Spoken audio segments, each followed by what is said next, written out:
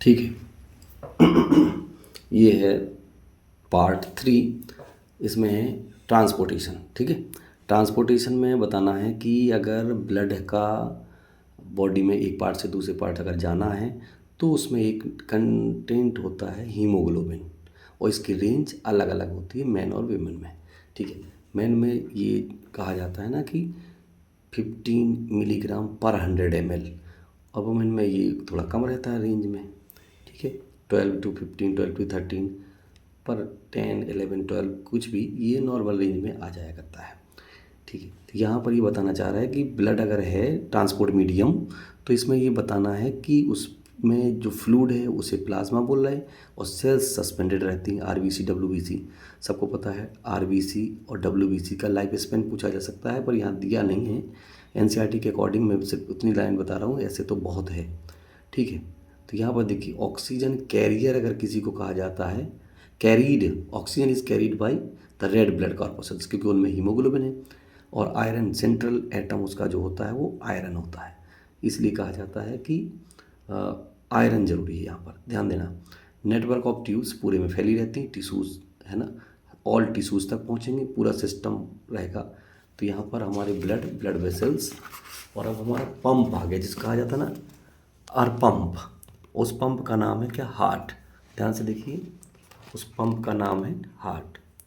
यहाँ देखिए एक फिस्ट के बराबर होता है और दोनों लंग्स के बीच में tilted towards the left lung. ठीक है, लेफ्ट साइड में रहता है, सबको पता है। ये पोर्शन लेफ्ट में जाता है, ये पोर्शन वेंट्रिकल जो बोलते हैं ना, वेंट्रिकल। तो यहाँ की देखो वॉल जो है बड़ी थिक सी है, और एट्रियम की वॉल जो है वो थिक है, थिन है। तो ध्यान देना, हार्ट के 4 चैम्बर हैं। 4 चैम्बर में जो ये इधर ब्लू दिख रहा है ना, ये इम्प्योर ब्लड लेता है। इम्प्योर ब्लड लेने का मतलब सुपीरियर वेना केवा और इन्फीरियर वेना केवा के थ्रू सारा का सारा ब्लड राइट एट्रियम में आ जाता है। राइट एट्रियम से बाइकस्पिड वाल्व से के थ्रू ये पहुंच जाता है लेफ्ट वेंट्रिकल, राइट वेंट्रिकल में, और राइट वेंट्रिकल से ये कहाँ पहुंच जाता है, पल्मोनरी आर्टरीज के थ्रू लंग्स को, और लंग्स में ये अपने को प्यूरिफाई कर करके सीधे सा ब्लड आता है पल्मोनरी वेन्स के थ्रू। ये पूछा जाता है, पल्मोनरी वेन्स के थ्रू राइट आता है किसमें, left atrium to tricuspid valve के थ्रू पहुंच जाएगा लेफ्ट वेंट्रिकल में। ठीक है, यहाँ के बाद अब ये ऑर्टा के थ्रू यहाँ ये है बॉडी पार्ट्स में चला जाता है, इसलिए सबसे ज़्यादा प्रेशर यहाँ होता है। ध्यान रखना, ये वेंट्रिकल के पास सबसे ज़्यादा प्रेशर होता है। ये बीपी यहाँ से, बीपी को बोला जाता है, बीपी यहाँ से मीजर करते हैं। ठीक है, ये 120 mm होता है। यहाँ देख लीजिए 120 mm, यानी इस प्रेशर को सिस्टोलिक प्रेशर कहते हैं। सिस्टोल, ध्यान देना, सिस्टोलिक प्रेशर जो होता है 120 mm, और ये रिलैक्स नहीं है, डायस्टोल रिलैक्स, और 120 ये कॉन्ट्रैक्ट होता है, बहुत ज़रूरी है यहाँ ध्यान देना। डायस्टोलिक प्रेशर कम है 80 mmHg, क्योंकि डायस्टोल में क्या लिखा है, रिलैक्स। डायस्टोल 80, तो 80 और 120/80 लिखा होता है, तो लोअर या हायर बोला जाता है। यानी सिस्टोलिक प्रेशर 120 और डायस्टोलिक प्रेशर 80। आ जाइए, यहाँ पर 4 पोर्शन के नाम दे देना है, राइट लेफ्ट, कहाँ प्योर कहाँ इम्प्योर, ये पाथ आपको बताना पड़ेगा, ये इंपॉर्टेंट है, यहाँ पर ध्यान देना। इसके बाद यहाँ ऑक्सीजन इंटर कर रही ब्लड में इनटू द लंग्स, वो कैसे जा रही है, एम्फीबियंस में कितने चैम्बर हैं, है ना, और ये जो चैम्बर की बात यहाँ करेगा, फिशेज में कितने चैम्बर हैं, ये आपको यहाँ पढ़ लेना है। कौन सा ब्लड मिक्स नहीं हो पाता है, इसलिए इसे कहा जाता है डबल सर्कुलेटरी सिस्टम। ठीक है, प्योर अलग जगह रहेगा, इम्प्योर अपनी साइड रहेगा। ये प्योर साइड हो गई, ये इम्प्योर साइड हो गई। प्योर इम्प्योर से मतलब आप समझ रहे होंगे ऑक्सीजनेटेड ब्लड, ऑक्सीजनेटेड ब्लड।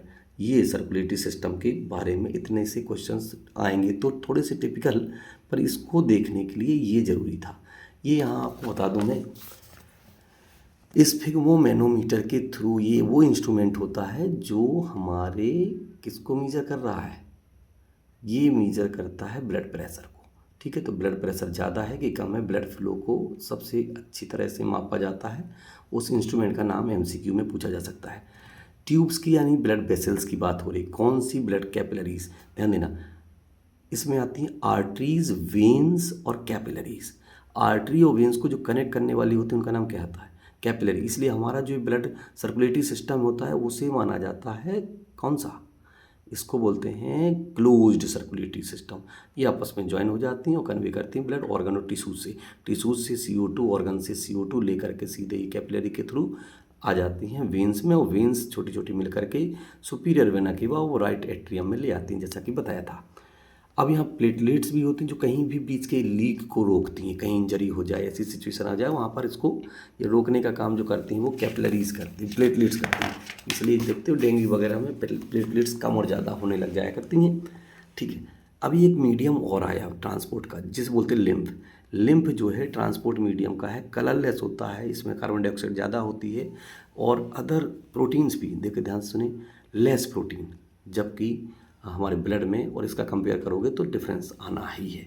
हाँ, ये लिम्फेटिक सिस्टम और लिम्फ जो होती हैं उनका हमारे इम्यूनिटी से कुछ लेना देना अच्छा सा रहता है कि हमारे इम्यून सिस्टम को स्ट्रॉन्ग बनाने का काम लिम्फ वेसल्स करती हैं, क्योंकि यहाँ लिम्फेटिक फ्लूइड होता है, लिम्फ फ्लूइड होता है, लिम्फ है वही फ्लूइड है और लिम्फेटिक सिस्टम बनाते हैं, ध्यान देना।